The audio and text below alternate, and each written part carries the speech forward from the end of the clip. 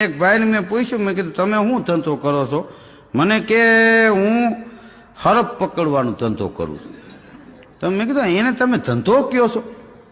તો મને કે ધંધો નહીં શું, રોજ કે 1200 રૂપિયા કમાવું છું.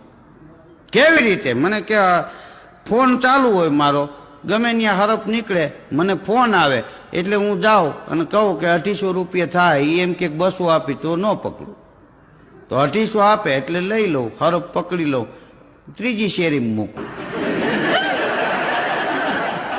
હોટલે હજી ચા આમ 2 ફૂંક મારીને 2 ખૂટડા મારો ને ત્યાં ટીનિંગ થાય એટલે ખબર હોય કે દાદો પૂગ્યો.